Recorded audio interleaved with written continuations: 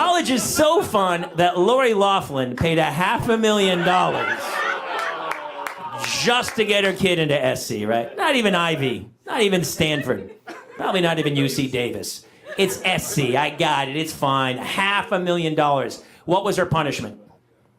2 months in prison, camp, right? Where she got to read books all day and work out and get a good night's sleep. I homeschooled my kids for 14 months. That's not a punishment, that's a reward. I would have killed anyone in this room for those 2 months. John Mulaney was the smartest dad of all. I'm drinking red wine. He's like, dude, you need an 8-ball and head back to rehab for 3 months. I was like, genius. He went full-blown coke addict. Crazy, man. I would have loved to see him in like the, the little trust circles in the rehab where they're like, John, how are you feeling today? Oh, man, I feel great. You should have seen me a couple weeks ago at home with those kids. I was in hell. But now here with you people, I feel great, man. I feel great. How about a cup of coffee? Sounds super, man. I like that. Fantastic. You know what they should have done to Lori Loughlin, right? You know what her punishment should have been? She should have had to homeschool that kid. All 4 years of college, right? That kind of writes itself, right? Wouldn't it have been great where you have to see Olivia Jade come to her mother with her course schedule for each semester, and Lori Loughlin's like, oh, God, what do I have to teach this semester? Advanced calculus, Mandarin Chinese, ethics. And by the way, that kid rows crew. I don't care if it's in a rowboat behind the house in the pool. 6 a.m. every morning, I want to see that kid out there rowing with Lori Loughlin as coxswain yelling, stroke, stroke, stroke. We could have homes on separate coasts, go dive in Greece with squids. Could have been so bleeping rich, but instead we had kids. They won't smile for a photo, they won't eat the food we choose. That's why we're heading to the Parents' Lounge to drown ourselves in booze.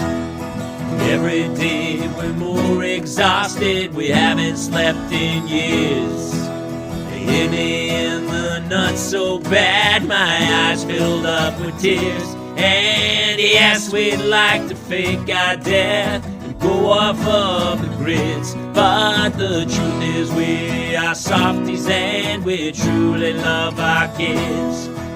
So join us every Tuesday night to laugh at all our pain. Evening in the Parents' Lounge is the cure to staying sane.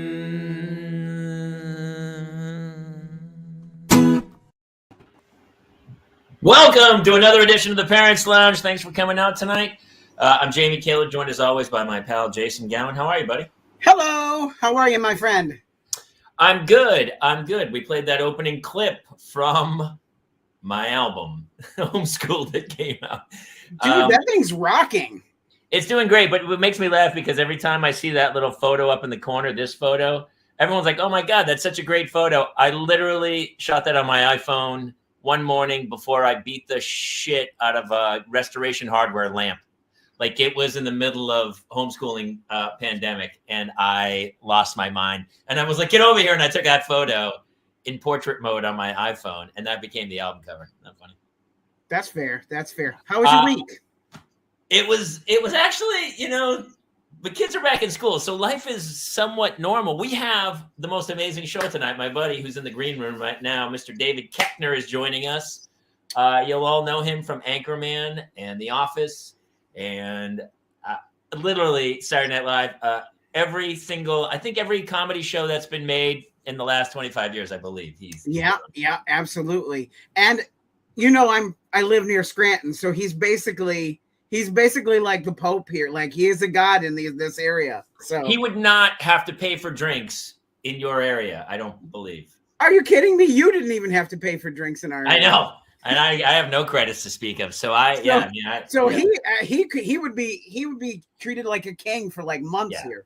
Please, I had like a couple episodes of Will and Grace, and I think I got free filet mignon. That dude, they might just give him like a car. Like, here's a car. Just a random new car right off the lot. He shows up, they're like, here's some luggage, here's a trip to Cabo. They just duke him out for the week. So we always say we're going to chit chat beforehand. And is there anything you want to get off your chest before we bring Mr. Koechner in? No, we should. I mean, the people want to see him. People get tired of honestly, that's why I'm here this week.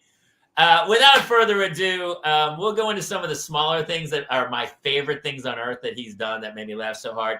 But here's his greatest achievement, 5 kids. I believe it might be more. He has five children, which is the reason he's here. So we're not going to talk too much about his history. We're going to talk about his fathering. So please welcome Mr. David Koechner. Hello. Hey, buddy. Hey, gang, I got a couple more kids in the queue, if you know what I'm saying. Do you? Honestly, after this show, a lot of people might be messaging in to go like, hey, I remember one time he did a show locally here in Kansas City, and I believe he's my father. I'm just saying in the queue, I haven't made them yet. I got the batter ready. You're mixing up. You cracked a couple eggs, and you're mixing up the batter? Always got a mixer ready.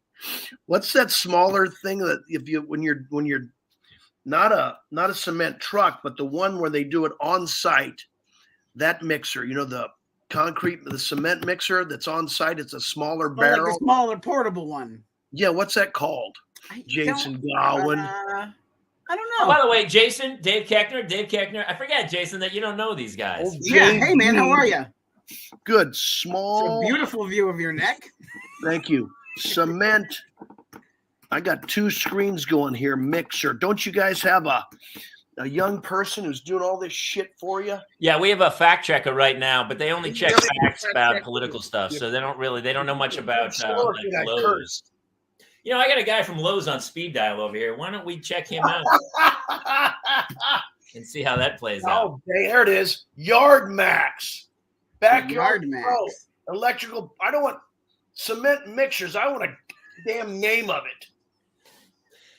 I think at this point, Dave, you might. I mean, any name you come up with, a fluffer gun. It's a plaster. God damn it! I want the name of it. Cement mixers. That's all. That's all it says. You're at such a high level in Hollywood that I get a guy with a wheelbarrow. And that's like a wheelbarrow type portable cement concrete mixer. Yeah. Towable steel drum concrete mixer. That's what I got in my bag, my ball and my yarn ball. I'm mixing up some cement, not cement. No. I'm mixing up semen, boys. Is this a family show? No, God, no, not anymore. No, let it rip, man. You want to see how hey, fellas, you want some dad cred? Yeah. How's that grab ya?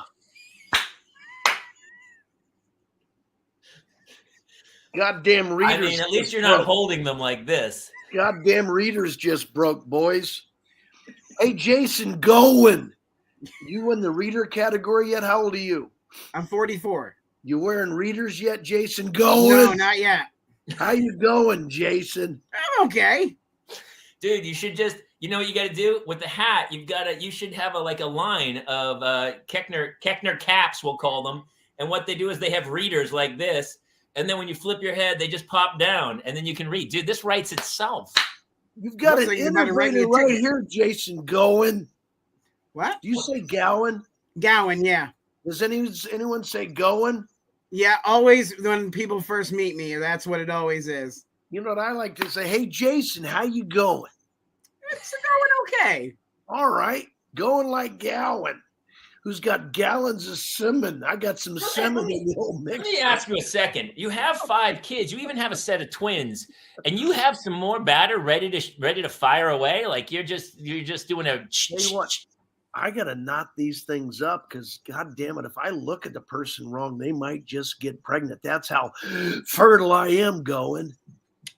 Well, David, I've been next to you. There's a presence to you. You're a large man. You're 6'5". There's an allure, yeah. Dude, you're a big dude. Yeah. Not look me in the eye too long. You could get yourself a tubular pregnancy right there in your vas deferens. Will this work? Because I had the vasectomy. Will this still work? I'll try it.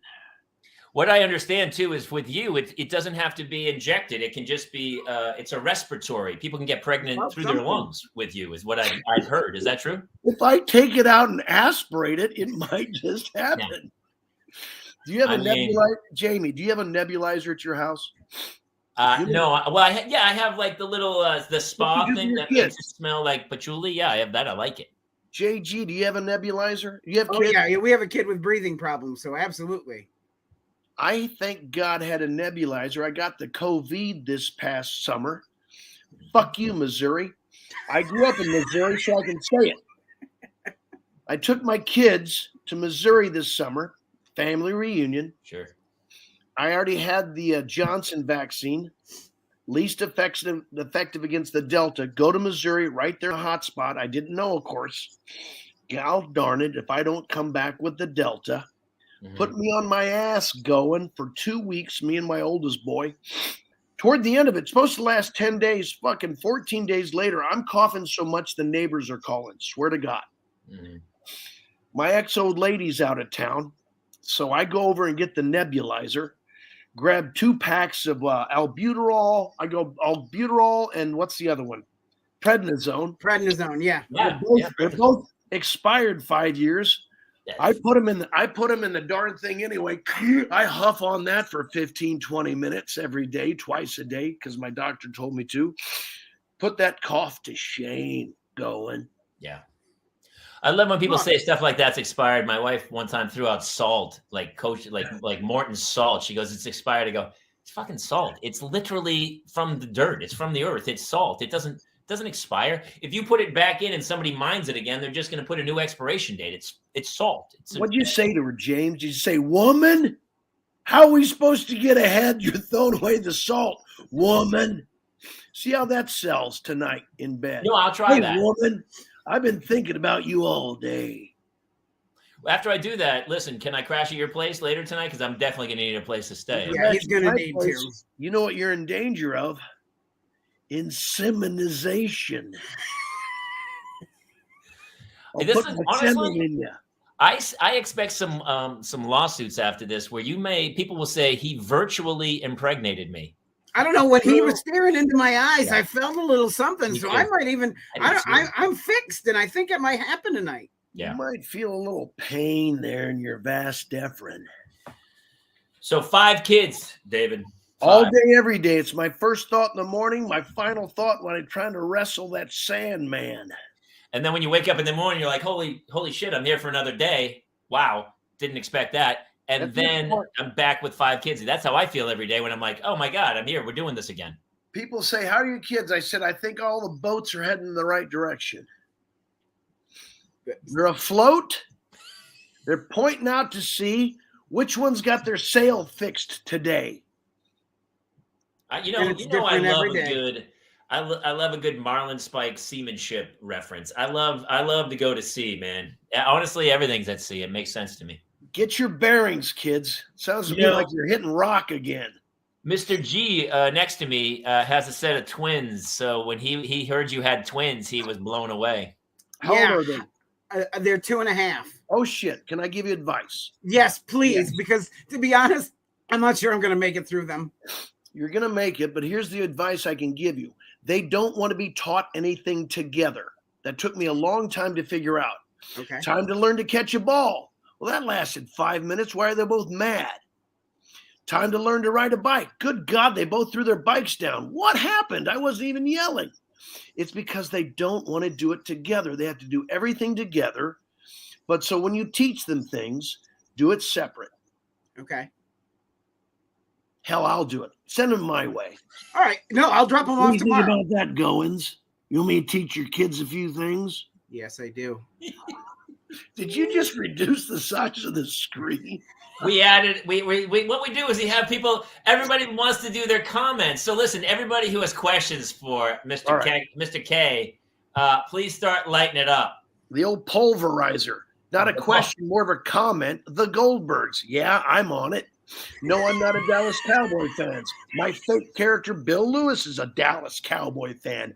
I'm not. Kansas City Chiefs, brother. Boy, we're hurting. Yeah, that's just us lying in wait. It's nearly a crime how we're going to storm the rest of these teams. Brian's giving you, he's giving you a throaty. Throaty LOLs. You want to give me a throaty? That's what I'm thinking Brian in a camp wants to do. This is a family show, right, James? Yes, honestly, David. I apologize for Brian. We'll have him escorted out of the building. Yeah, that throaty, Brian. $15 is my charge. What do you charge, Brian? You want to get in competition? I'll pop you in less than 2 minutes. I got a callus on my left hand. People aren't expecting that. Oh, I thought you're using your hand in 2 minutes with your hand. Wow, that's part of it. I'm not going to do all the work with my throat. You shouldn't have to. You're a guest here. Gum. Jay's always trying to give away one of them. Oh, one of my kids. Yeah. Do you have one that has less soul than the other? Less what? Less of a soul, like a darker, evil one. That's what their dad's here for. I'm just trying to be the cautionary tale for my kids. Don't do what your dad did. I haven't pulverized in a while. Thanks. Ha. I haven't offered anything yet, Michelle Pulver. What do you want to pulverize? I got a cement mixer. I got a semen bag full of mix that needs to be taken care of. Good God, guys, this is not a show you're going to offer to your fans. Well, they're staying. Dave, by the way, this is live. This is going now. Which, by the way, I assume this is for adults, isn't it? Kids. Yeah, absolutely. All right, then. Have fun. Let it rip. I got a clown with a shotgun over my right shoulder. What are they expecting? One of the locations is Color Me Mine, but I don't think there's any kids in that place, so that's not going to be a problem. Color me mine. Put that ceramic tool down. All right. Topics. Here we go. Let's get back to PG. So here's what happened to me this week. We just brought you in because now we're going to talk about what happened. Okay, so my daughter last night, she came in and she was really like scared and everything. She's like, I have to tell you something. Age? 6 years old. Oldest, youngest? She's the youngest. All right. Oh, fantastic questions. Honestly, the way you're asking the questions, it feels like you're going to give the perfect answer. Redhead? Yes, of course she's a ginger. Okay. And this is going to be all part of your new childcare book that I think will be out within the next few weeks, I believe. Dave Koechner will raise your kids for you. I joined the stream on Bag of Seaman. Good job, Melissa. Welcome to the show, Melissa. You got to give her a nickname, too. Peltier. I would say Pelted. Melissa's Pelt. Ooh, Melissa's Pelt is kind of dirty. Old sheepskins here. All right. We're going to stay on theme here, guys. This hour is going to fly by. This hour is going to comes in. Right, so listen, my daughter, Dr. Koechner's in the house. My daughter comes in last night, and she's really scared, and she doesn't want to tell us. She goes, I have to tell you something. And we're all like, what? 6-year-old little girl. She's like the little Brady, where she's got the little lispy thing. And she's like, yep. And she comes in, and she goes, out of nowhere, like 8 o'clock last night, she goes, I swallowed a penny. And we were like, what? And she goes, I swallowed a penny. And we go, oh my God, we're like, my wife's already like calling the ambulance to come or something because she's crazy. And she goes, not tonight. She goes, I swallowed it. And we said, when? And she said, she told us a time. She goes, it was when I lived in the other bedroom. And that was before the construction. So it was at least 10 months ago. She swallowed a penny. And my wife all night, It was like the daughter was trying to torture my wife and say, hey, I just want to make sure you're not going to get any sleep tonight. I swallowed a penny about 10 months ago. And of course, I'm like, she'll be fine, whatever. And I'm like off to sleep or whatever. And the whole night, my wife's like, you think she's going to be okay? Of course she's going to be. She's made it 10 months. She's going to be fine. But she made me call the doctor at like 9 a.m. this morning. The doctor's like, yeah, it passed. Trust me, it got through. And I was like, fine. Have you had stuff like that where your kids have done insane swallowing? I'm waiting for you to tell the rest of the joke.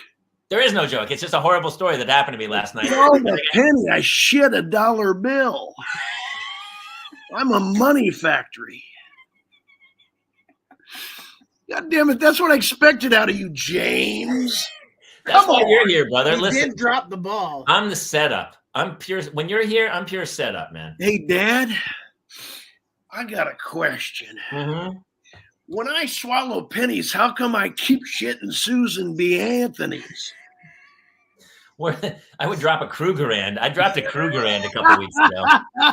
I shit Bitcoin. Well, you're right, because Bitcoin ain't nothing but shit, son. Now go back to bed.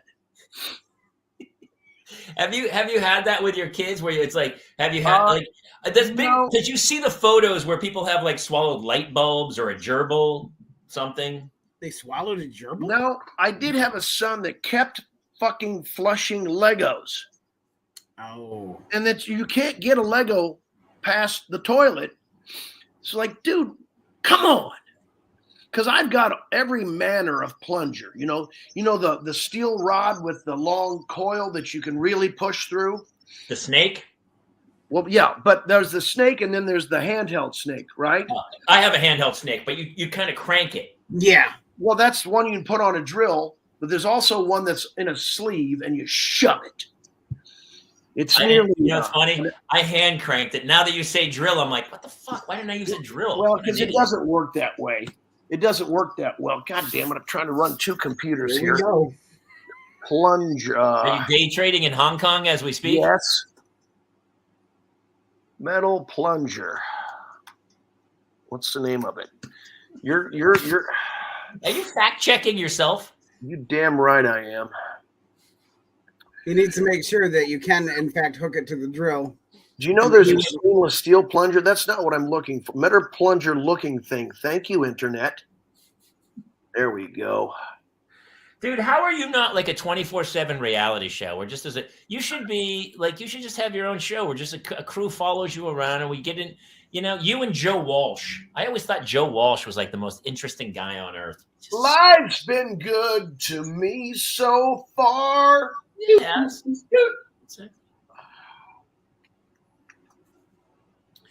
Well, we'll all just sit. Everyone just relax for a second. We'll just relax. I mean, we'll take a minute. Dave's going to do some research. It's no big deal. We're just live. We're just here. People should know this one. What's the darn thing called? Well, fuck it. Maybe somebody in the audience knows. Yeah, does anybody out there know? Any comments or questions for Dave Koechner tonight? No. So, listen, the question what happened to the glasses? I was delivering my middle daughter back to her house tonight, took my glasses off, pop. She goes, Dad, what the heck? She didn't say heck. We curse in my family. Said, cheap glasses. What are you going to do? Well, that's another good point. I actually curse in front of my kids. And I do too. It happens. What are you going to do? I'm not saying like motherfucker. I'm not dropping some major bombs, but I'm not dropping to see you next Tuesday in front of those kids until they're in their teens. I've walked in and been like, what is this shit? Yeah. I've said the SH word many times in front of them. Yeah. To the point where they're like, whatever. I think it's good to get it out of the way. Otherwise, it's like this tantalizing tidbit that they want to use. But later they'll be like, I don't understand what the big deal is. I've heard that my whole life. Did you know? You've tried to make it very normal around here so that he doesn't think it's a big deal, so he's not tempted to use it. Are you referencing only one of the twins? No, I have a 5-year-old who's older. Oh, okay. I thought you already clearly had a favorite. Oh, no, I do. We all have favorites, don't you? You don't have a favorite? Pause. Did we freeze? No, I swear to them all I love them exactly the same. But the truth is, you know better. You want the truth? Yeah. Yes. I don't like any of them. I mean, honestly, some days, I get that. I don't like the little one. I just don't trust him. We call him the Dark Lord. I take them each one aside in a closet and I'd say, I rather you weren't here. But you are. So we'll deal with it. We never had this conversation. I swear to God, you better not tell your brother and sister about this. Do they tell them or do they keep? They go. I mean, I don't know yet. I mean, you're kind of. Oh. It's called I gotta get rid of it. You got a heavy female audience here, fellas. Yes, we do. Are they all mostly single? moms. Are they all single? They like that married Any single moms out there who like a guy who's committed to 5 children? Anybody? And he's got a cement mixer load ready to go. Bag. The batter ready. I've got a girlfriend and I'm crazy in love with her. So Oh, okay. Well, then never mind. I'm not on the market, not shopping, not looking. I am so in love. Is it like the first time? Is it like the first time? Yeah, it is the first time. It's okay. All right. Show to So the I'm lucky. I can't wait to see her in the morning. I love seeing her at night. I love waking up and I'm holding her hand. I mean, it's just one of those. You're like, wow, awesome. Melissa likes the guy with an extensive plunger collection. She's 17 year and old. Mm-hmm. Yeah, my kids too. It's because of my wife. I think she's trained them to go through like each wipe has to be a full roll of toilet paper. That's part of the problem, I believe. That is an issue, though. I mean, it is an issue here too. When you talk about wiping, oh, by the way, if you start having gastrointestinal problems as a child, that will continue. So have it looked at early. And the other day for the first time I was at a studio. What were we doing? Some voiceover, I think. Can't remember. No, it was a different studio. They had one of those little stools underneath the toilet that you put your legs up on, like they do in foreign countries, which is a more natural way to vacate. Yes, vacate. Yeah, Oh, that's. I went on a vacation a couple hours ago. Yeah, I know what you're talking about. Sure. But why don't we have that here naturally? They sell those things as an accoutrement. We should have a set of stirrup right there on the edge of your toilet, right? We fought over a bidet. I wanted a bidet, but my wife, she said no. Wait, what was her reasoning for not wanting it? She's got, I don't know. She's got issues. I don't know. Well, we have water issues out here in California going. Yeah. I take Squatty Potty. There you go. Susan Holzhauser. Rapier. I hate to say that last name. Good God. I hope that's fake. It's rapier than most. But I hope it has to do with her rapiest. I hope it has to do with her wit. Yeah. Yes, it is. Let's go with that. The brevity of the soul, as you will. Dag. Oh, from whatchamacallit. That was a movie. Oh, I thought it was David Alan Greer's show, Dag. Oh. Were you in that show too? No, I was in Barnyard, and I was a character named Dag. Bad guy. I haven't even looked at your IMDb lately, but last time I checked, it was probably 2,700 different shows. Just over I'm over 200, but they're not all listed on there yet. No, they lag a little bit. That's why when we go through your resume, I'm always like, what other shows? Like here's what I will tell you, because we all we go into audition for these things, and then we see you on them, and of course, why did we even audition? Like you're like people go, look, our writing's not quite funny enough. We need someone who's going to come in and make this funny. There's a handful of guys, and you're one of them. I'll tell you this.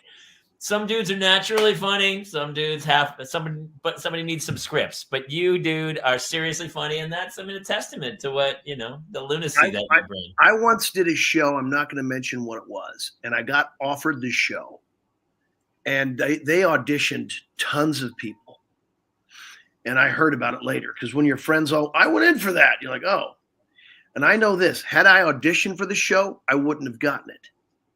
The sides were terrible. The Superior Donuts, and I auditioned for it. It had to be, right? I'm not going to tell you. We won't say, but yes. I mean, the sides were so bad. You're like, no one can get this. There's nothing here. Yeah, it wasn't that. It was something else. It was something else. But they're trying desperately to. Yeah. That's why I'm always amazed when anybody quits like a hit show. You're like, it's such lightning in a bottle to get. You quit a hit show. You're a just straight up dumbass. I can't. You know who was the luckiest man in show business who got a second bite? That red-haired guy that likes to wear sunglasses and solve crimes. David Caruso. Yes. After quitting NYPD Blue, and they told him, they said, don't hire him. He's a pain in the ass. And then they hired him. But he's really good. He's 20 years on on CSI. And he was good on it. Only to torture people. The best one is Cheers. Shelley Long left Cheers. You're on like one of the greatest comedies of all time. And then you're like, nah, I'm good. Damn. No. She John Gruden that, didn't she? We were going to talk. Actually, it's on my list of things to talk about because did you see Chappelle's new special about the I whole heard about it. It's about you couldn't miss it today. I heard about it. It's really great. And he's just, the problem is as a comic and we've toured and I've seen you do live stuff and, we're comics. You can't say anything anymore. And obviously we're not condoning Gruden's comments. What he said was horrible and very he got caught twice. Yeah. There's one thing. Well, here's the problem. He never recanted what he wrote. Yeah. He never said, I shouldn't have written that. He said, I'm not this or that. Well, let's talk about what you wrote. Yeah. The mea culpa would be, I will live the rest of my days trying to show you that's not who I am. I will do everything in my power every day to prove that I'm a better man than that. I have made a mistake because it's right there in print or whatever, in electronic print. But that wasn't said. He didn't say, he said, I'm sorry to the fans. No, you didn't apologize for what you did. You just keyed my car. I'm a better person than that. I would never key a car. You did it. Apologize for keying my car.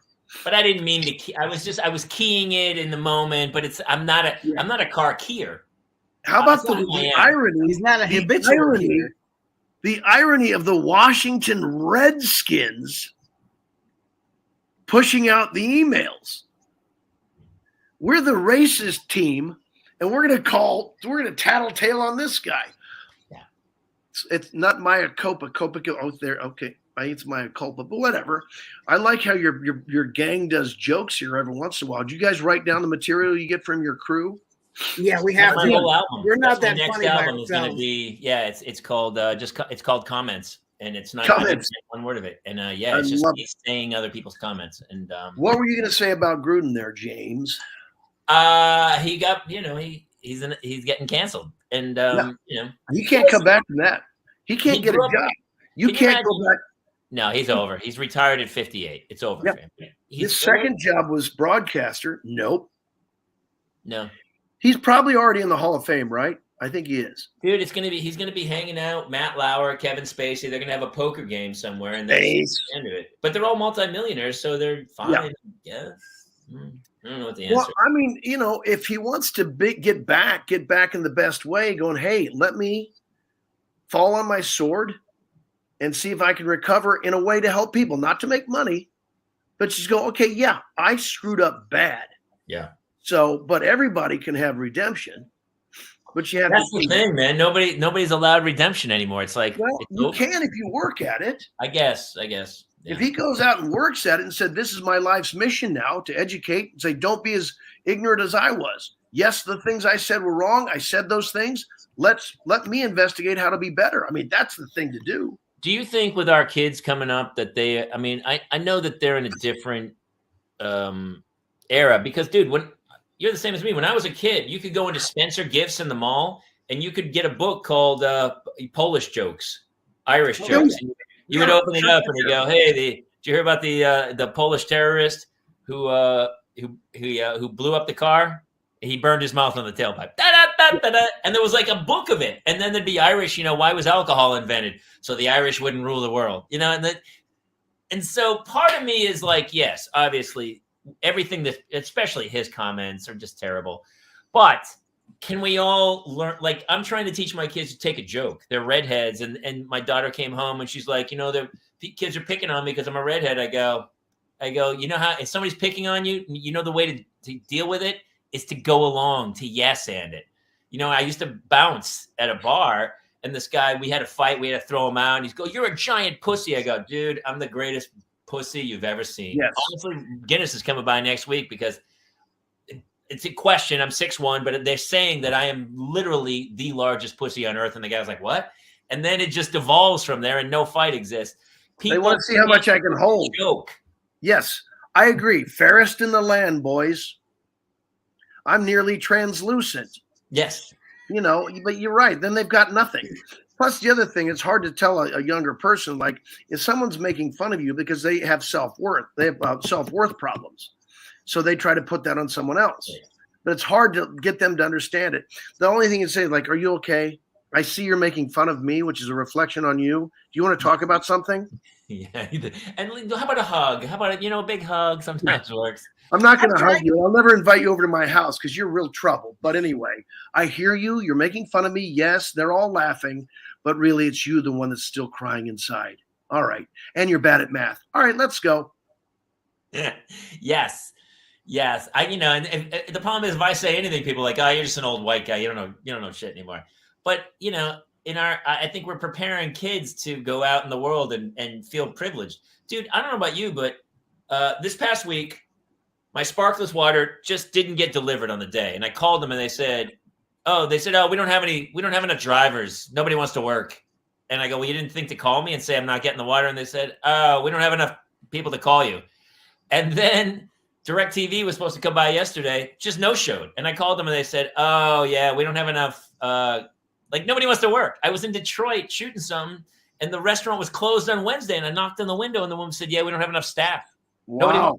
People are just staying home with their parents. Nobody's working since the pandemic and people are done. And they're like, I'm out. I don't give a shit anymore. Good time to get a job, I'd say. It's good. Yeah, I just assume those things will all correct themselves. I guess at some point, but I feel like, especially with my kids, like even taking them to soccer and stuff, they just are so privileged that I feel like they're going to get out in the world and go, hey, I was promised a piece of cake. I'm confused. Where's the cake? It occurs to me when I'm standing in line in a different town at some coffee shop that's not one of the regular commercial ones, and it doesn't quite run as smoothly as I want in my head, and there's 4 kids in front of me in their early 20s, and they just can't figure out what to order. Yeah. Then I turn back at the guy behind me who's in his 50s, like, wow, we're in trouble. And he goes, yeah, right. But, it's that thing of, I remember last night I was driving home. I was listening to radio, NPR, Egghead. They were talking about slackers. And remember, there was a term for these kids 20 years ago. They were called slackers when we thought it was all over then. So they'll all figure it out. I mean, that's just the way it goes. Somebody has to step up and make the money. Right. I mean, sooner or later, the parents are going to get tired and boot them out. I mean, you can't. Yes. We can't all live on forever. Can't all live on our TikTok account. Wait, you can't? Well, oh, gosh, I was just posting God dang it. Jamie, we're too old for TikTok. Dance moves. Yeah. I love when guys my age are like, I'm on TikTok, man. It's really, I'm starting to get pretty big. I got some moves. Jesus. No, you're not. So with 5 kids, I mean, I got 2 and it's hard enough to motivate one to go. I mean, is it 5? Is it just like 5 pigs running away from you in the farm where you're trying to track down each one and go, wait, what are you up to? Are you in sports? What are you studying? If I was better equipped as a Mark Twain, I'd say, well, they all have to run back to the teat at some point. If you will withhold it, they'll do what you tell them. Yeah. I mean, it must be hard though to keep, because I'm the youngest of 6 and my father, he just drank Schlitz and smoked cigarettes every night at the kitchen table and just had his head down of for the love of God. I'm the third of 6, and my dad made us start working very early. I started working for my father when I was 7 years old. So I have never been unemployed in my life.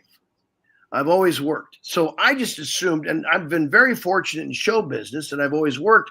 I just assumed my kids would see how hard I'm hustling and working, that they'd go, oh, I see, I have to work. And my fault was I let the pendulum go too far because I really did not like how I was forced into labor so early and how the rules were just all work. And I let it swing the other way and I didn't force them to do enough. So I had to tell them now, you're spoiled, right? And they'll go, yeah. I said, okay. Because at some point it's going to be hard. And I'm not going to be, the thing is, at some point you just go, you're paying rent. That's what I did to my oldest boy. Yeah. That's the way it goes. You're done with school now. You're at the age you would have been done with school because he's going to be an actor, we hope. So, but at that point, there's no college. This is the age you would have been graduating college. You're paying rent. You're getting a job. That's it. And that's the way it went. So was he working? Yeah. And he likes it. Oh, that's I loved good. having a job, dude. Didn't Of course. I worked at McDonald's when I was 16. I loved it. I loved it. What was your first job, Jamie? My first job, I worked in an auction house at like 14 in like Hooksett, New Hampshire, like moving stuff, and I would find old Playboys and like throw them out in the back. And then at 16, Nice. I was at McDonald's. My father was a car salesman. He made me work at the car wash in the middle of winter in New Hampshire for like, I'm going to say like $3 an hour, like insane low money. I did not like that job that much, but every other job, I've always felt like a sense of accomplishment anytime I've worked on basically anything. Jason, you? My first job was on a farm, tending hay, like getting hay out of the hayfield as a kid. So I was like, Up in bales. Yep, that's exactly what I used to have to put the bales on the wagon. So that was my summer job for a whole up until almost the end of high school. Dave, what did you do at 7, man? My father was a manufacturer, so he had a metal fabrication plant. He manufactured livestock trailers for turkeys. So at the beginning, when I was 7, my job was like clean up the toilet, right? Clean the bathroom, clean the office of the manufacturing plant. And then, a little later, you'd stack scrap metal here or there into buckets, stuff like that. Dangerous. At 7. Yes. I have a 7-year-old. She can't find the toilet. She can't even find the trash can with a cotton ball in the So bathroom. you wouldn't trust her to stack sheet metal then, Jamie? No. Well, I wouldn't. I mean, nowadays, you can't put a kid out here. It's damn dangerous. Did you grow up in the 1860s? Were you on a farm? 1860 and 7. Was John Steinbeck writing about you at the time? What is happening, dude? No, it was what's his name? God damn it, Upton Sinclair. Upton Sinclair. Oh, Upton Sinclair. There you go. Very hoity-toity. That's funny, dude. What was your first like in your teens when you had a job and you were like saving money to buy a car to take girls out? What was that job? Well, I worked for my uncle Emil at a gas station beer joint restaurant. So there'd be gas pumps out front, and we had a beer joint there, and they cooked burgers and fried food and steaks. So you might be out there grilling. You go take someone's order, put a hamburger on the grill, hear the ding ding from now. The old days, somebody else would pump your gas, kids. There's an air hose. If you ran across this air hose, a bell would ring. So I'd go outside, pump gas, go inside, flip the burger back over, make his change, take that back out, go back inside, put my hands in the sink where the dishwater was because there was no automatic dishwasher, finish up, do the bun, boom, boom, boom, go serve that burger. No one died. Immune systems were stronger back then. I'll bet that was a damn good burger. By the way, this is Missouri, right? This is Missouri. Yeah. Missouri. Tipped him right there at 5.50. Missouri boat ride. Nice. Get plenty of characters there, I'll tell you that. Oh my That's God. awesome. So listen, let's go back to jobs for a little bit. But because here, I mean, it's so funny. I had such a work ethic when I was a young man. And I mean, obviously then did you go to Chicago to then start doing improv? No, I did. I was a poli-sci major. I went to Benedictine College in Atchison, Kansas for 2 years. It was a Catholic college. My parents insisted I go to a Catholic school. And then I went to the University of Missouri for a year. I was a poli-sci major and realized, oh shit, I'm not going to make it as a politician because I like people. I don't like screwing them over. So I quit going to classes so that you tend to fail out. And then I went with a buddy of mine. I knew about Second City because I'd read a couple books about Saturday Night Live. This is before the internet, kids, so you had to actually do some research. And I don't understand the concept. I know. A lot of them had gone to Second City, so I went, and I didn't know how this worked. I went there, saw a show, was blown away. Then I left, and I saw that they had this big poster. They taught classes. I was like, oh, that's how you get here. So I went back to Columbia, Missouri, where I was living, working 3 jobs, saved up my money, came back to Chicago, started taking classes. Who was in your classes back then? Chris Farley, Pat Finn, Tom Purcell, who's the head writer for Colbert. I mean, the people I came up with, Jamie, are the people you know. Yeah. but it's the who's who. There was such a confluence of talent such as never been before and never will again.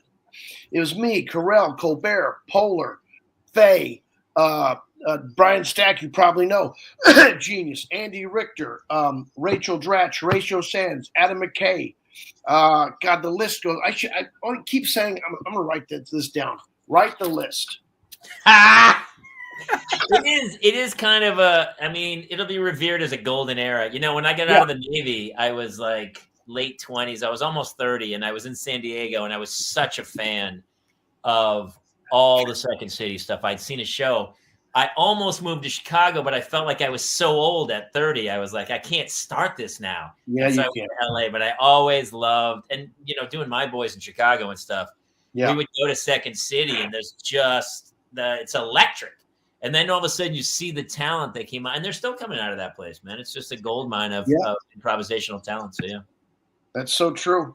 It's true. true. I think anyone who, and I even saw one in Toronto. I went and saw one when I was in Toronto shooting something. And I was, when you're a kid, you don't know that even exists.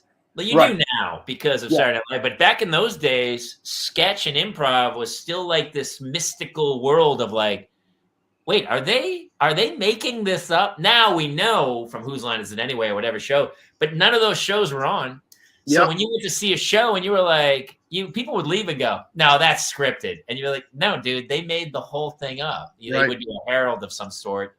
And your mind would just boosh. Yep. You see these people. It's fantastic, dude. I mean, for me, I still look back to that era of doing improv and sketch and just the camaraderie of it.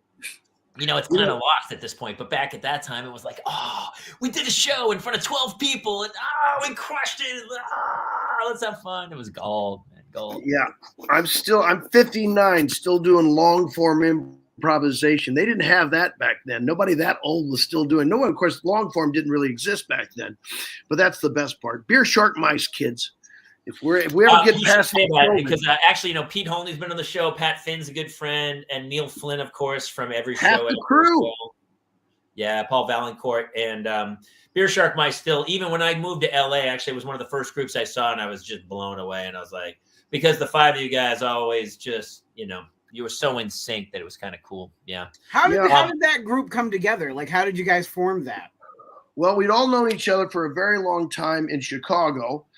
Came out here and it's a different animal. So you kind of have to go, well, we're not going to leave this to chance of just showing up at the theater and going, who's down to play? So we created our insular group, and we're all friends. And so we just created that group. Holney did kind of pull it together because he likes the credit.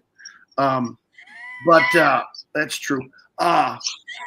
So yeah, it was just the five of us, and then it got to a point where someone was always missing every week, and Paul Valancourt is a brilliant improviser. So we brought Paul on just because we always wanted to have, at least five guys playing. Yeah. So that's the crew. Yeah. Still. So then all of a sudden, but here's the beauty of that. Like, you're a single dude ripping it around, and then all of a sudden you come out to LA, you work a bit, and all of a sudden you're like, you know what? I'm pretty established. I'm working a bunch, and maybe I should have some kids and settle down and have 5 kids. And then you're like, oh, I have 5 kids now. That's true. I tell you what, at one point, we did a run of shows. Beer Shark Mice did every Saturday night, 2 shows, if I'm right, I think, every Saturday for 10 years. And I think I already had twins at the point, and I'm leaving on a Saturday night to go to a show where I'm going to pay for parking, and I don't get paid in anything but booze. And the kids are going, where are you going, Dad? And then my now ex-wife said, yeah, where are you going? Really? You're going to go do a free improv show with your buddies? So after that, I stopped doing it every week. It's kind of like, yeah, I guess. But that was my bowling night, really. But it's Saturday night. Dude, so I don't go do stand-up sets like I used to do 5-6 nights a week. I'd be on stage at least 2 shows a night. No more, my wife would be, but here's what she doesn't understand. The same with my wife. She's like, what are you doing? How much are you getting paid for that show? And I'm like, well, I'm getting nothing. But you know how I booked all those TV shows? You know how Dave Koechner was in all those other shows? Because he got up every Saturday night and blew the room apart. And then when he walked into a room Monday morning to audition, it's like saying to like Allen Iverson of like, why are you practicing? I guess he doesn't like practice, but other people like practice. So yeah, I mean, it's like it's a skill. It's a skill. Has your wife read? Has your wife read Outliers? No, but it's one of my favorite books of all time. I love Outliers. I'm a huge fan. People say, "What's your advice? How do you become an actor?" I said, "Read Outliers."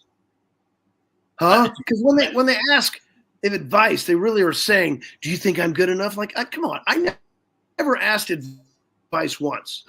I never asked anyone ever for advice on how to make it. You just go do it, right? Hi, sweetie. How are you?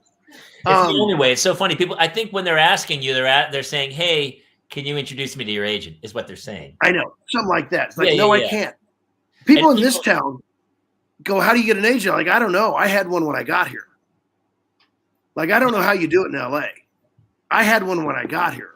So, dude, one of my favorite things, and no one's gonna know this, but actually, you did the character on SNL. I think T-Bone, Naked Trucker, and T-Bone, which you ended up making a show for Comedy Central. But it's my favorite live show. I went to Largo, and it was you as T-Bone with the Naked Trucker playing guitar. Yeah. How did that all come about, man? That's still my favorite. Tell Jason about this. I'm not familiar. In the 90s. Was it before SNL or was it right? You can look up Naked Trucker and T-Bone. Well, the SNL sketch I did was the Christopher Walken Executioner sketch. That's a very good sketch. So if you look up Christopher Walken Executioner SNL, that's the character. Gerald T-Bones Tibbins, the guy I met when I was working Emel's gas station and beer joint, based on a guy that used to come in there, a drifter that came one summer. But that's what that character was. Dave Gruber Allen happened to be guest writing for 2 weeks that week when I did that character. Meanwhile, he was already starting to fiddle around with this Naked Trucker character as a late night spot at Largo.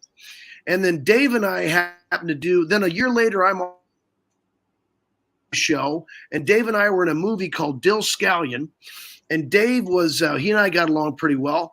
And at one point, he was just videotaping the road in this big tour bus we were on for doing this movie. I'm like, "What are you doing?" He goes, "I'm just filming some backdrop. I might put it as a sheet behind me while I'm doing my show, just to show miles and miles and miles of road." He goes, "You should come on and do your T-Bones character as a guest some night." So I did that. He'd have me on for 10 minutes, and I did it for like 3 weeks in a row. And I said to him, I said, "Why don't I just stay up there with you?" And so we were a late night show, and then we became, a mainstay, whatever it was, a early show. And we slowly put that show together. That was all improvised, basically.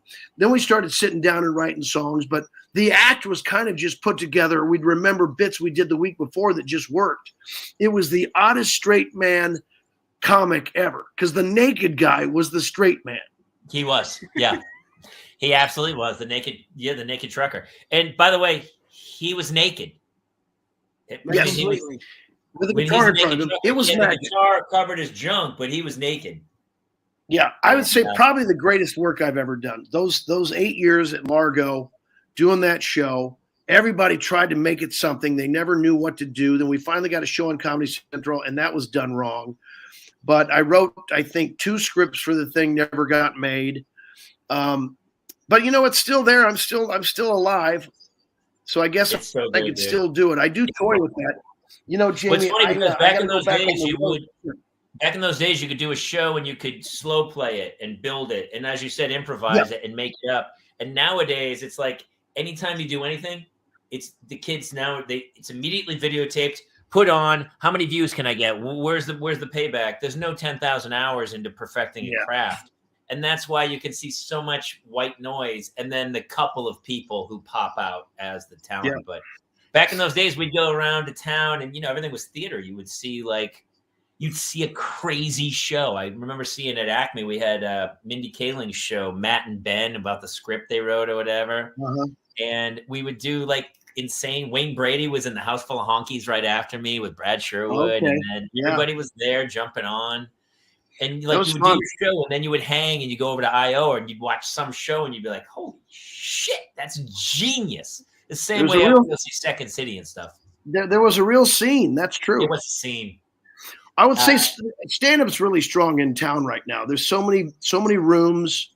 Yeah. The clubs are. I mean, I haven't been out in a minute, but clubs are generally full. And there's great talent everywhere, so it's really cool to see everybody, hitting it. So there's a lot of great stand up right now. Yeah, I'm surprised this lasted this long because there's so many. You figure this is just going to be too saturated, but because there was kind of a bust in the 80s before the mid 90s, there was too much and then everybody got in it. Not everybody was good, but I think you've got so much great talent out there nowadays that, it's really very, very strong. Don't you think? It used to be when you did stand up, people would talk to you and go like, "Oh my God, I can't believe you do that. That's so terrifying. I would never get on stage." And now you go do a show and the person after you is like a soccer mom who's like, "It's my first time on stage. It was so much fun." And you're like, Oh my "That's God. not the way stand-up's supposed to That's go." right. But yeah, all right. Yeah. Like everyone's done stand-up at this point. It used to be this great fear, but not anymore. All right, Roseanne, go kill it. Yeah, that's what's happening. So. Hey, I got a story about my kid this week. So my daughter, we're driving our neighbor to school, and it was French fries day at the school. The magic French fries on Wednesday, and everyone, you get in the little newsletter, it goes $3. You got to bring $3 in for the French fries. So I've given both of my kids. Why? It's the chef's special French fries snack on some random Wednesday or something. It's a racket. It's a racket, but apparently the French fries are good. So my daughters have $3. So the little girl, the next door neighbor, we're talking about it. She goes, "Oh, I don't have $3." So I give her $3. I said, "Oh, don't worry about it." And so I give her $3. And so this was like 2 weeks ago. And today Claire came home and she goes, "Oh, Grace gave me an envelope and she gave me my $3 back." And she kept the $3. And she goes, "I got $3. What?" And she was talking to her sister. She's like, what should we buy? And I go, "Hey, whoa, back up. That's not your $3. Do you understand the math of it?" She goes, "What are you talking about? Grace gave it to me." And I said, "But I gave it to Grace." And she goes, "I know, but Grace gave it to me." So you got a surcharge for the delivery. What? And so I made her give me the $3 back. I go, "Good. Give me my $3 back." But you should have given her one. Should have given her $1. I'm glad she gave that to you. One more day, and I would have said, "Why don't you put your little shoulder on her and give me that money?" Threatened to break her arm. Yeah.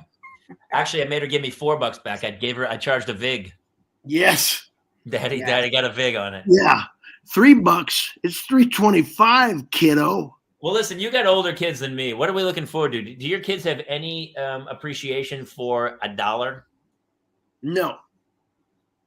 What are the ages of your kids? Well, my Charlie's 22, Margot's almost 20, Sergeant and Audrey are 15, and Eve is 10. Now, Charlie does because he has to earn his own money now, so he gets it. I will say the others are really not quite there yet.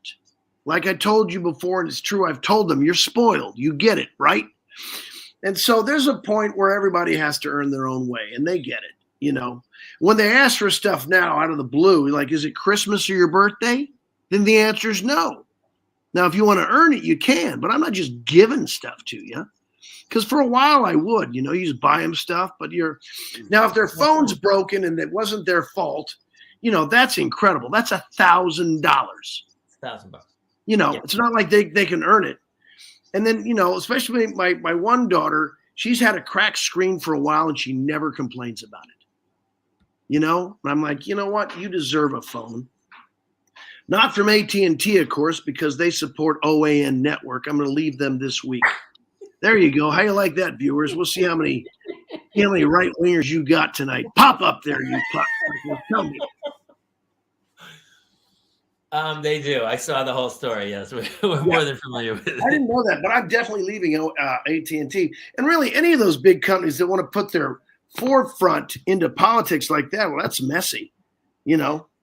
That's a big footprint they're putting out there with that. That's if you're an advertiser somewhere, that's one thing. But if you're funding a network, that's trouble.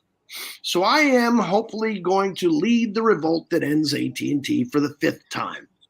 By the way, you leading a revolt, I mean, that's a greenlit movie right here, right now. It'll be loud. And the whole movie's about me trying to get people to come along with me. And nobody, I would follow your lead. Nobody goes, but you're like, you got to come with me, and you're leading a revolt. But it's literally, in every movie, the hero's got to learn a lesson. I learned that I'm not a leader. It's you. I think you have. I know you should lead. Okay. You get a band of, it's like the Dirty Dozen. You get a band of misfits. All right. End of Act 1. I joined a cult with the intention of taking it over and being a leader. Doesn't work. End of Act 2. Divorce. Lost. Kids don't talk to me. Getting a divorce. I got to find my way back just to who I am. Like, it's not about leading, Dave. It's about being. Yeah, it's all right, dude. That honestly, we'll send you a little clip of that, and that'll be the pitch, and then it'll get. There you go. Yeah, and it's already done for you. Yeah, it's you with a small group of people. Dads. It'll be a Kickstarter campaign. Let's get a Kickstarter. Get $500,000. Never make the movie. No, just keep the money. Yes. I mean, listen, we'll shoot some video outlines maybe for a day or two, and some TikToks. What if you just we'll definitely go to Mastro's? We'll have some steaks, which will be a production meeting. And what if you just did an honest Kickstarter, like, this is just for me? I thought about that actually, to go, or actually I was going to do it as a dad and go, listen, I have 2 kids. I could really use some money. And they're like, what's it for? Just, for a day away, for me to go to like Palm Springs for a weekend and hire childcare, if that's possible. Couple spa. I'm doing a lottery. It could be one of you. Yeah, that writes itself, please. That's an easy fix. Come on, gang. All right. What's the craziest shit that's ever happened with you? I mean, it's like pennies, nothing of like emergency rooms or. Oh yeah. I mean, I remember you telling me one story about, God, you were in the bathroom or something. Your stand-up act too is so funny about all your kids and stuff. Just mayhem of 5 years. I don't feel like as a divorcee, I don't feel like those stories ring the same. They don't quite have the proper eclat when they come out and hit that toilet bowl. Well, I'd say one of the craziest was I didn't know my kids were allergic to penicillin. And Augmentin is a derivative of penicillin. Yes, and one of our kids had some type of thing, and they'd had Augmentin, and Sergeant's ear ballooned up like a melon, right? And he had just rash everywhere, and we rushed him to the hospital. That freaked me out. That's one of the most harrowing ones I can remember. I know it's harrowing because there was no punchline at the end. I was waiting. Where's the shitting dollars part at the end? Well, the thing was like, what's wrong with him? Because I felt like I was going to have a heart attack. I was so amped up. Like, what's happening with my son? It is weird. They're like an extension of your nervous system. I feel That's true. For my daughter, every time she hurts, I'm like, why are we doing this to ourselves? I'm like, God damn it. Well, here's the punchline. They did a few blood tests. I said, what is it? My son, was it the Augmentin? Is he allergic to penicillin? I said, no, he's allergic to you. And I said, thank you very much. So I haven't seen that kid since. Dude, honestly, your presence on Zoom even is like, because you know how to hit a punchline as you come in to hit the punchline. Nobody has better timing, my brother. Literally nobody has better timing. My bag is like a cement mixture filled with cement. Jason, you have any twin questions? Jason's really. And here we talked about this. We did a live show, dude. We've been doing some live shows as the Parents Lounge, and nice. We go out, and it came out. We started talking with the audience, and the real crime about having twins is you only get to have sex once, and you have to have 2 kids for it. It's really. And you feel my pain there because it happened to you, but yours are boy girl, right? Yep. Yeah, I got robbed there, and I feel like I'm owed a bonus. Well, you got 3 kids now. You've only been robbed of the rest of your life. How you going? And she tricked me. I mean, the whole thing was just a ruse. So, hey, we all got tricked, man. Yeah. Oh, it's all a scam. It's all a scam. They got you now. When you talk to people who don't have kids, who are older, like we've talked about this. I have a really good friend, and he's like maybe mid 40s, and he's like, I don't really want to have kids, but I also feel like if I don't get married and have kids, my life is pointless. And I go, there's the dilemma. And you right? He summed it up pretty well. Pointless is fine. Now I know, but at the time I didn't understand that pointless was fine. When you go, oh, pointless is fine. Just, hang in New York for the, just be bi-coastal, have some drinks, and then say goodbye. It's great. Here's a joke that won't sit well with your listeners. One I came up with once. You know why men get married? Because the prospect of living a life of abject misery is better than a life of abject loneliness.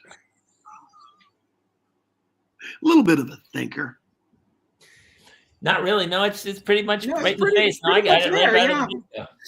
I used to do a joke about the fact that I got to a certain age where all my friends were married with kids. And so it wasn't really a matter of like, I wanted to get married and have kids. But unfortunately, at that point, the only single guys were kind of like the people who you didn't really want to hang with all the time. And you're like, oh, shit, I guess I didn't get invited to like barbecues or family parties. Like I didn't get invited to anything because I was the creepy, weird guy outside.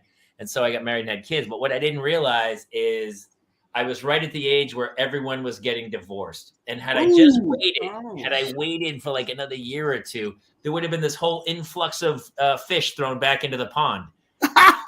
But I'd already docked the boat and I was already like up in the clubhouse having drinks. And so my fishing days were over. Yeah. Well, we can all find love and happiness. You can try. Have you read the 5 love languages? I have. It's what I tell any couple that's going to get married. Read the 5 love languages. You should not have any resentments in your marriage. They should not exist. You can't have a relationship without resentment. All you got to do is try and speak up for yourself and say, that hurt my feelings. If your partner goes, get over it, get the fuck out of the relationship. Or they go, I'm sorry, what happened? Now you got a chance for a real deep and enduring love. I really think we need to start doing some minutes, some positive minutes with Dave Koechner. Yes, I agree. I couldn't agree more, man, because my wife and I talk about it all the time, and she's 0 for 5. There's not a lot of it's in beats where you're like, really?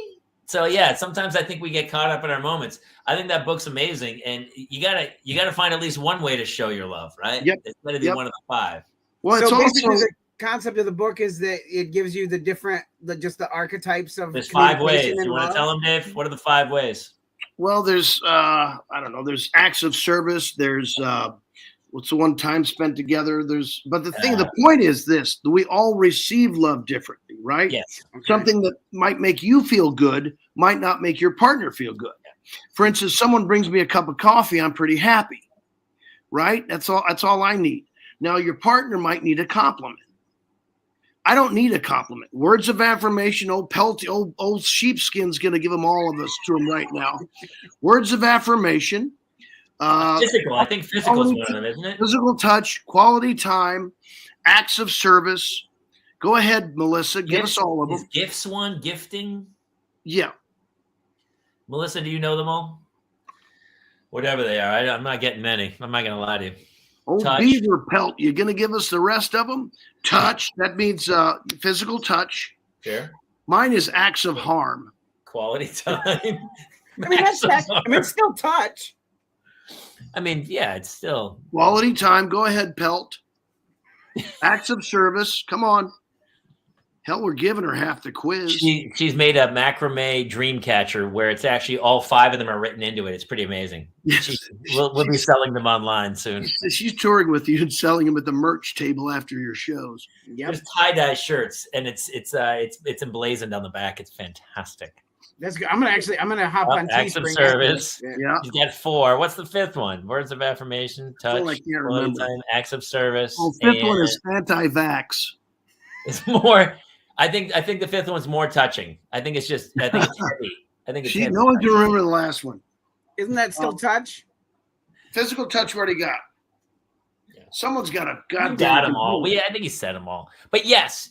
So yeah. But here's what's funny, dude. I've talked about this before too, about the fact that there should be a questionnaire before you get married. Like even now, I actually have a friend. They were going to a wedding, and the wedding was vax only. You had to be vaxxed to go to the wedding, and one of the people wasn't vaxxed, and there was a huge fight between the two of them because he wanted to go to the wedding, but she wasn't vaxxed, and so they couldn't go. And fuck off.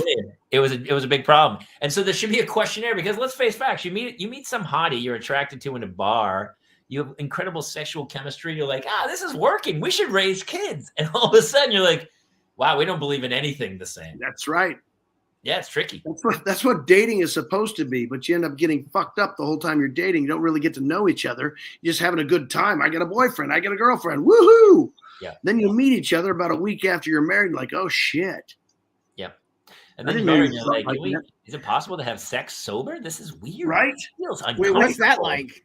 You saying everything in the Bible is literally true? That's what you believe? Oh no.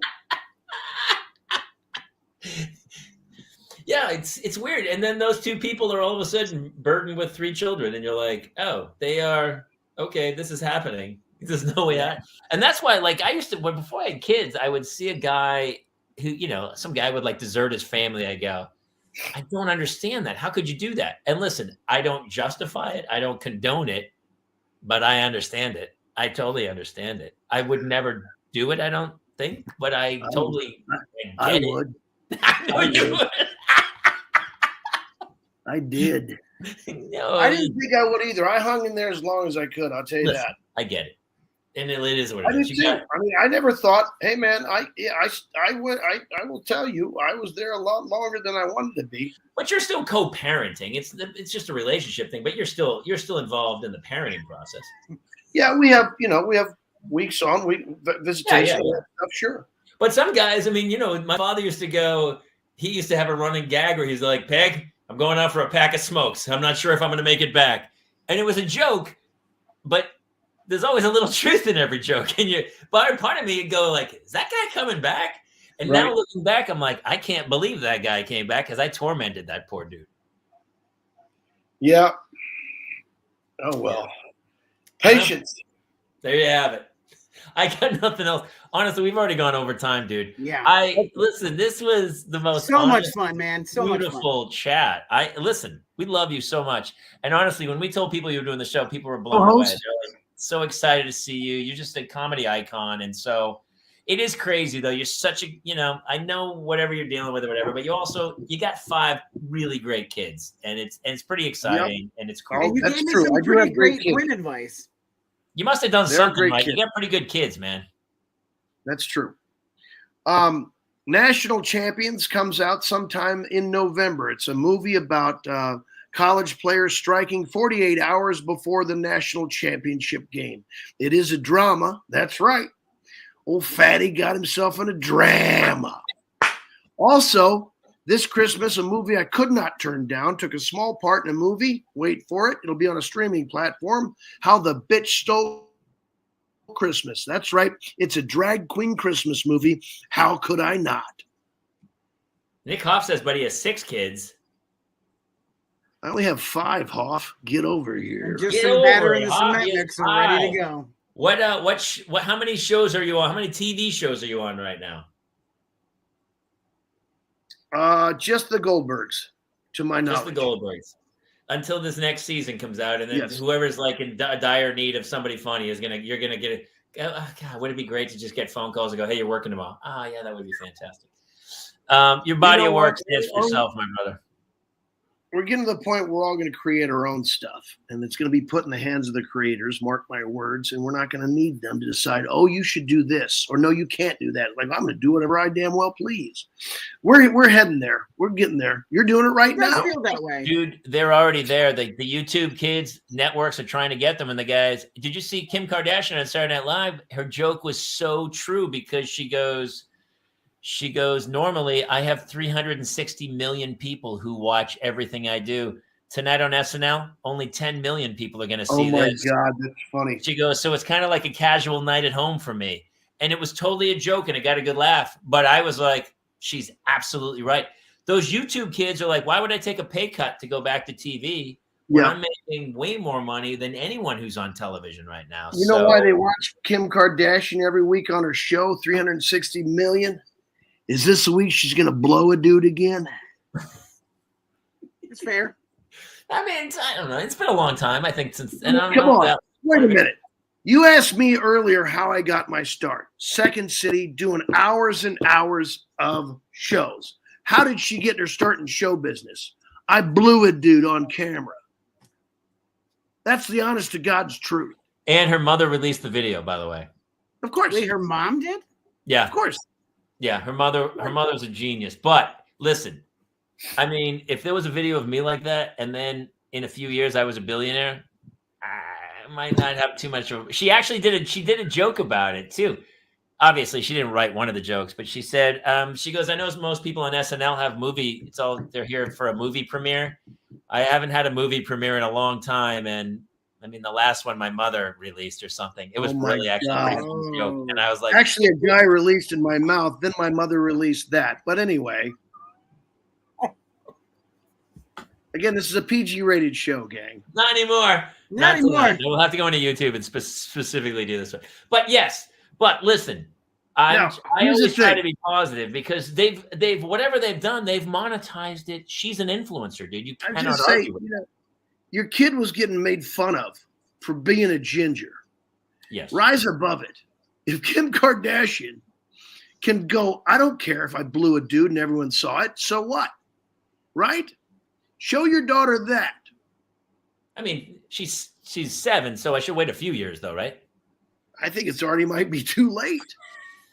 He is taking things to the next level. Yes, Kyle. He is. Yes, Kyle. Don't worry. This isn't live. We'll cut this all out later, and then. Of course, this will never air. No, this will never see the light. This is the last time you ever have a live guest on your show. Dude, can I tell you? Here's our other. So we actually, that's the beauty of this, is that we do it live. So Homie he was doing Springsteen for a while. We had Homie coming on. He's like, hey, man. And we had it as a Bruce Springsteen avatar or whatever. And I had Richard Marx, the singer-songwriter, on. And all of a sudden, Homie thinks he's funny, and he is just ripping Richard Marx live. He's like, hey, man, that's your hair. Hey, man, I beat you for a Grammy back in the day. And Richard Marx was not happy about it. And to his credit, I was like, yeah, Pete, you're kind of being a dick about it. But it was Springsteen, so I was like, hey, Bruce, you need to calm down. But yes, it was live. And after that night, we were like, maybe we shouldn't go live. But then we were like, no, live is everything, baby. That's right. All right. God bless you. I love you. Gowin, good to meet you. You too, man. Thank you very much for coming on. Good luck with those twins. Ladies and gentlemen, this might be our last show we ever are allowed to do on StreamYard. But honestly, go find Dave Koechner online. On his Instagram's amazing. He's funny. Dude, you're literally one of the funniest people I know. So thank you for coming on and playing. I appreciate it. I love you. All right. Thank you so much. All right, Dave Koechner, everybody. Peace. Good night. Peace. Wow. It's all. Well, hey, I've got a lot of editing to do. I don't think you can. It's out there. All right, listen. Hey, that's the beauty of live, Oh my gosh, that was so much fun. Listen, here's the other thing. We talked about this. I love Chappelle's special. I am in a place where I'm like, listen, we're gonna talk. I never want to hurt anybody's feeling or anything, but let's get back to some normalcy where we can all kind of laugh and have a joke. I mean, obviously, Dave Koechner is always joking. He's being funny, so I don't think anything he said was too far out of line. Look, if you came to this show to get some sort of nugget of wisdom, it is you who needs redirection. Yeah, he went. He did go a little blue. We don't typically go that blue. But the guy's got 5 kids. He's obviously, there's some stress levels there, and he needed a vent. And honestly, I hope we helped him tonight vent it out a little bit. Also, he's not playing a character on The Office. That's just him. He's not playing a character on much. He's just, listen, when people are that funny, they have a natural cadence. I always say him, Harlan Williams. There's a handful of people. They can say any words, and it just comes out funny. And you're like, I've done stand-up shows with Koechner, and it's like, the audience is just mesmerized. And as we all are, there's people like that. When I moved to Hollywood and I was becoming a comic and an actor, I thought I was super funny. And I'm a pretty funny guy. But you see guys, Will Ferrell. I saw him on stage back in the Groundling days. You're like, holy cow. That dude doesn't matter what he says. There's a cadence. There's a weird thing to it where you're like, it's just blindingly funny. So yeah. You had warned me ahead of time before Dave came in. He's like, when he gets here, just sit down and hang on, and we're going for a ride. And you were not. He hit it right out of the chute too. I was like, out of the chute. I didn't know it was going to be that crazy of a ride, but it was. He's the best, man. So I love that. It was super fun. It was super good to meet him. So the audience seemed to like it. The fans liked it. Some were a little confused. Speaking of movies and speaking of dramas, I want to give one little shout out to a movie I did that just premiered on Lifetime. If you guys are, a lot of the girls out there are Lifetime fans. I did a movie called List of a Lifetime. It was originally called Breast Cancer Bucket List. And there's Shannon Doherty, Kelly Hu, Sylvia Kwan, Roxy Shee, who's the director. And it's on Lifetime. It's running this month. It just premiered a couple days ago. And it's super cool because this month is Breast Cancer Awareness Month. And the whole Shannon Doherty, who has had breast cancer, it was really cool to work with her again. And I just thought it was very cool to be a part of this crazy project that went out. And a drama for you too, right? I know. Yeah. It was crazy because we were shooting and the whole time I was like, I'm a comic. And in every scene, they were like just tears streaming down their face every take. And I was like, holy cow, these people are really talented actors. And then they turned the camera around on me and they were trying to get me to cry. And I was like looking at my daughter and I like one take, I actually teared up and it came down. And I was like, she goes, cut. And I was almost like, I did it. A tear came down. And she's like, yeah, that was great. That's the master. We're going to punch in now. Can you do it again? I was like, I don't know. And so I tried to muster it again a couple times. Did it happen again? I mean, barely, but the great one was in the master. And I couldn't, these people can replicate it every single take. And they were so talented and I was blown away and it was really great. And I did find it, but it was super hard for me. It was like one of the hardest jobs I've ever done to be to cry on cue. It was super hard. I mean, luckily as a parent, I was able to do it more so than before I was, all I did was kind of like think about, Stephanie Bruce, thank you. Yeah, you'll like the movie. It's actually really cool. And it's kind of it's a sweet, sweet little story on Lifetime, but it was really great to do a drama and be like the heavy guy is my baby girl. It was good. And that was Patricia Velasquez from The Mummy, right? Where? Just in that picture, isn't that Patricia Velasquez? Oh, I don't think it is. No. It looks like her. Are you sure? I don't know. On the far right? No, it's not. She looks just like her. She's way younger, but yes. Wow. Yes. Okay. I was gonna say, man, she's holding together. That was a different girl. Yeah. That was a fun show tonight. We should wrap and get out of here. What else do we need to tell people? Where you can find us, we're here every Tuesday night, 10 p.m. Eastern, 7 p.m. Pacific at facebook.com/The Parents Lounge, youtube.com/Jamie Kaler, and twitch.tv/The TPL Show. You can find our Instagram at The Parents Lounge, and you can find us at Jason Gowin and at Jamie Kaler. And finally, we are on the audio version of the podcast on iTunes and anywhere you get your podcasts. I don't know if Bob Saget has kids. He said somebody get Bob Saget. Yeah, we'll work on Bob Saget. I think he does. We got some other ones. Matt Lesher is coming in from Narcos Mexico. We have a special Halloween episode coming up. A very special Halloween episode with some of our favorites. You can tip it.